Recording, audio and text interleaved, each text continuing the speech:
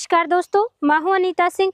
दोस्तों, खेती में हम बहुत अलग अलग तरीके के फर्टिलाइजर डालते हैं, कीटनाशक डालते हैं, फंगिसाइड डालते हैं, रोगों से कीटों से हमारी फसलों को बचाते हैं और न्यूट्रिशन के लिए अलग अलग फर्टिलाइजर डालते हैं और वो भी बहुत ही महंगी हम इस्तेमाल करते हैं। दोस्तों, महंगे इस्तेमाल क्यों करना है? कई चीज़ें हमारे घर पे फ्री में उपलब्ध हैं, उनका इस्तेमाल करके भी हम हमारी फसलों को रोगों से कीटों से भी बचा सकते हैं और न्यूट्रिशन की पूर्ति भी फसलों में करवा सकते हैं। सर्दियों के समय इस समय आपके पास गेहूं है, सरसों है, कोई सी भी फसल है, उसके लिए वरदान है ये है दोस्तों मेरे पास। जैसे कि अभी ये मैंने यूज कर रही हूँ, लाइव आपको दिखाएंगे।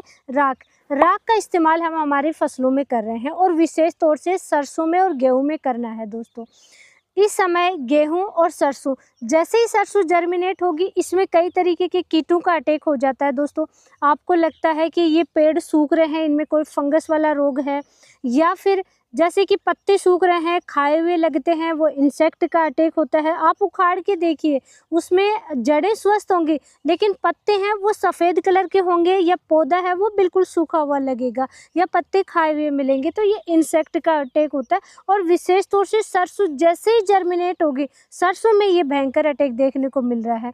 ये रस चूसने वाले कीटों का अटैक होता है। दोस्तों, अलग अलग टाइप के कीट आते हैं, जैसे टेम्परेचर बढ़ता है तब इसका अटैक होता है। इसको धोलिया रोग भी बोलते हैं सरसों में, तो ये इसका अटैक होता है। अब दोस्तों, उसको कंट्रोल करने के लिए या तो आप स्प्रे कीजिए। अब सरसों तो जर्मिनेट ही हुई है, इतनी छोटी क्रॉप में आप कैसे कंट्रोल करोगे? अगर बड़ी क्रॉप भी है तब भी दोस्तों आप राख का इस्तेमाल कर सकते हैं और बहुत ही ज़्यादा अच्छा रिजल्ट मिल जाएगा आप राख से। तो इसलिए राख को इस्तेमाल कर लेना चाहिए। देखिए, जैसे कि अभी हमारी सरसों की क्रॉप है, मैंने लास्ट वीडियो में पहले पानी का डिस्कस किया था सरसों में, तो उसमें कुछ किसान भाइयों का कमेंट आया था कि मैम राख का तो इस्तेमाल कर लेंगे, लेकिन उसके बाद में हमें 7 दिन बाद में पानी अगर नहीं दिया तो क्या समस्या हो सकती है, अगर पत्तों पे गिर गई तो समस्या हो सकती है। ऐसा कुछ नहीं है दोस्तों। अभी हमारी सरसों जस्ट जर्मिनेट ही होने लगी है। हमने लेट बिजाई की है क्योंकि हम राजस्थान से हैं, यहाँ गर्मी बहुत ज़्यादा है, हाई टेम्परेचर की वजह से लेट बिजाई करते हैं। तो अभी देखिए, मेरे पीछे आप देख रहे होंगे पूरा खेत सफ़ेद सफ़ेद नज़र आ रहा होगा, क्योंकि हम राख का अभी छिड़काव कर रहे हैं। कोई भी फसल है दोस्तों, सब्जियों की फसल है, तब भी आप राख का इस्तेमाल कर सकते। राख अगर नहीं भी उपलब्ध है तो कुछ सूखी लकड़ियां इकट्ठा कीजिए, जलाइए और फिर राख का इस्तेमाल कीजिए। बड़ा ही कमाल का रिजल्ट मिलता है और फ्री में भी उपलब्ध है। फर्टिलाइजर, इंसेक्टिसाइड, फंगिसाइड तीनों काम करता है। फर्टिलाइजर की हम बात करें कि इससे कौन कौन से न्यूट्रिशन उपलब्ध हो जाएंगे, तो दोस्तों phosphorus, potassium, calcium, magnesium, manganese, zinc, boron, ferrous, इतने पोषक तत्व एक साथ फसलों को उपलब्ध हो जाते हैं और 100% नेचुरल है, इसमें कोई केमिकल होता ही नहीं है। तो दोस्तों, कमाल तो है, इसका रिजल्ट भी अच्छा मिलेगा। साथ साथ में ये फंगिसाइड का भी काम करता है, फंगस को कंट्रोल करता है, फंगस वाले रोगों का अटैक नहीं होता है। उसके साथ साथ फसलों में रोग प्रतिरोधक क्षमता अच्छी बढ़ती है, क्योंकि इसमें पोटाश उपलब्ध होता है प्रचुर मात्रा में। साथ ही दोस्तों, जो भी मैंने आपको बताया कि सरसों में जैसे धोलिया रोग है, इंसेक्ट का अटैक है, किसी भी टाइप के इंसेक्ट का अटैक है, उनको भी काफ़ी हद तक कंट्रोल कर लेता है। अगर आपकी मिट्टी का पीएच बहुत ही डाउन है, आपकी ख़राब मिट्टी है, तो उसमें भी वाटर होल्डिंग कैपेसिटी बढ़ाने का काम करता है। पीएच को भी अगर ज़्यादा क्वांटिटी में यूज करेंगे तो पीएच बढ़ाने का काम भी करता है। लेकिन अगर पीएच ज़्यादा है तब भी आप इसको लिमिट मात्रा में इस्तेमाल कर सकते हैं और बहुत ही अच्छा रिजल्ट मिलेगा। इसको दोस्तों इस्तेमाल करने के 3 तरीके हैं। सबसे पहला जो तरीका है वो है छिट्टा विधि से आपको छिड़काव करना है। अगर आपको इसके साथ में इंसेक्टिसाइड लेना है, जैसे कि इंसेक्ट का अटैक बहुत ज़्यादा है सरसों की, गेहूं की फसल में, तो आप इसके साथ में साइपरमेथ्रिन है या थायोमेथोक्सम है, जो भी पाउडर फॉर्म में इंसेक्टिसाइड आते हैं या जो भी फंगिसाइड आते हैं और स्ट्रॉन्ग बनाने के लिए, वो भी मिला सकते हैं। केवल इसी को भी आप छिड़काव करके डाल सकते हैं। 1 एकड़ में कम से कम आपको 15 से 20 केजी आपको छिड़काव करना है, डालना है अपनी फसल पे। इसका साइड इफ़ेक्ट नहीं होगा दोस्तों। 15 से 20 केजी 1 एकड़ में आप डालेंगे तो पानी आप चाहे 7 दिन बाद में दीजिए, चाहे 10 दिन बाद में दीजिए, इसका साइड इफ़ेक्ट नहीं होता, क्योंकि पत्तों को इतना ज़्यादा कवर नहीं कर पाता है कि वो फोटोसिंथेसिस की क्रिया कंप्लीट ना कर पाए।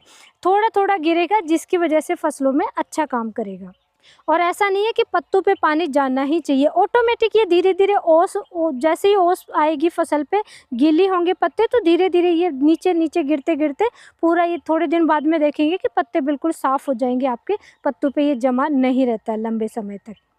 सेकंड इस्तेमाल करने का जो बेस्ट तरीका है, सर्दियों के समय में सब्जियों की फसल बहुत ज़्यादा होती है, पोटास कैल्शियम की कमी से, जैसे गोभी की फसल बहुत ज़्यादा किसान भाई करते हैं, गोभी है, मिर्च, टमाटर, कोई सी भी फसल है, तो न्यूट्रिशन की पूर्ति के लिए आप इसको ड्रिप से चला सकते हैं। ड्रिप से चलाने का बेस्ट तरीका है दोस्तों, 200 लीटर का टैंक लीजिए, उसमें आप 10 kg से 20 kg प्रति एकड़ के हिसाब से लेना है, वो 10 से 20 kg उस 200 लीटर टैंक में आपको डालना है, बाकी का आप पानी भर लीजिए और भर करके अच्छे से मिक्स करना है।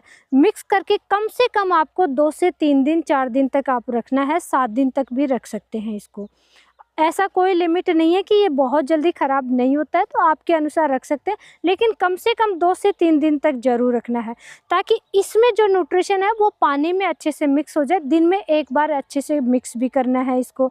जिस दिन आप इस्तेमाल करेंगे उस दिन इसको मिक्स नहीं करना है, क्योंकि दोस्तों ड्रिप से आप स्प्रिंकलर से कैसे भी इसको चलाएंगे तो चॉकअप होने के चांसेस रहते हैं। तो ऊपर का जो पानी आएगा उसको भी आपको बारीक कपड़े से, डबल कपड़ा लीजिए, बारीक कपड़ा लीजिए और उसको छान करके आप ड्रिप से भी चला सकते हैं और स्प्रिंकलर से भी चला सकते हैं।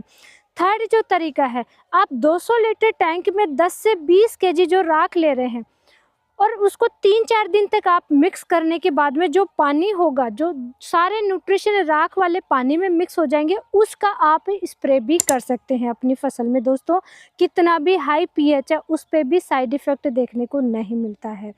राख का अगर आप स्प्रे करना चाह रहे हैं तो जो घोल तैयार किया उसका 1 लीटर आपको लेना है 1 प्रति पंप में। 15-16 लीटर का जो टैंक आएगा उसमें आप 1 लीटर डालिए, मिक्स कीजिए और स्प्रे कीजिए। राख है दोस्तों एंटीबायोटिक भी होती है, एंटीबायोटिक में हम सबसे ज़्यादा इस्तेमाल करते हैं स्टेप्टोसाइक्लिन, तो उसका भी काम ये राख कर देगी। कई तरीके से इसके फ़ायदे देखने को मिलते हैं और अभी मैं आपको दिखाती हूँ, इधर हमारे भैया यूज कर रहे हैं सरसों की फसल में। एक बार सरसों की फसल पहले मैं दिखाती हूँ। ये देखिए कितना छोटा ये जर्मिनेट हुआ है, ये देखिए बिल्कुल छोटा है और इसके पत्ते को भी देखिए किस तरीके से कवर किया है, ये देखिए इस तरीके से। तो इतनी छोटी क्रॉप में भी अब आप 7 दिन बाद में तो पानी नहीं चलाएंगे, 10 दिन 15 दिन कभी भी आप पानी चला सकते हैं। ऐसा कोई लिमिट नहीं है कि पत्तियां खराब हो जाएंगी या फसल खराब हो जाएंगी, कभी भी आप इसको डाल सकते हैं। और इतनी छोटी क्रॉप में अभी हम डाल रहे हैं, आइए दिखाते हैं कैसे इसका छिड़काव करना है आपको। सरसों में भैया हैं वो छिड़काव कर रहे हैं केवल राख, इसमें अभी हमने कुछ भी मिक्स नहीं किया। और ये देखिए इस तरीके से आपको छिड़काव करना है। मिनिमम 15 kg आपको 1 एकड़ में डालना है। 20 kg भी आप ले सकते हैं, 25 kg भी ले सकते हैं, इससे ज़्यादा आवश्यकता नहीं होती है। लेकिन इस तरीके से देखिए बीच में गैप नहीं होना चाहिए, जैसे यूरिया DAP डालते हैं ऐसे ही आप डाल सकते हैं। और राख डालने के बाद में जैसे ही आप पहला पानी देंगे, दूसरा पानी देंगे, उसके बाद में आप देखिए कम से कम पानी देने के 5 से 7 दिन बाद में बड़ा ही कमाल का अलग ही फुटाव होगा फसल में। तो दोस्तों चाहे गेहूं है, चाहे सरसों है, कोई सी भी फसल है, राख जरूर डाल दीजिए आप। और ऐसे ही लाइव नॉलेजफुल जानकारी के लिए वीडियो को लाइक कीजिए, ज़्यादा से ज़्यादा इस वीडियो को किसान भाइयों तक शेयर जरूर कीजिए, चैनल को सब्सक्राइब कीजिए। धन्यवाद।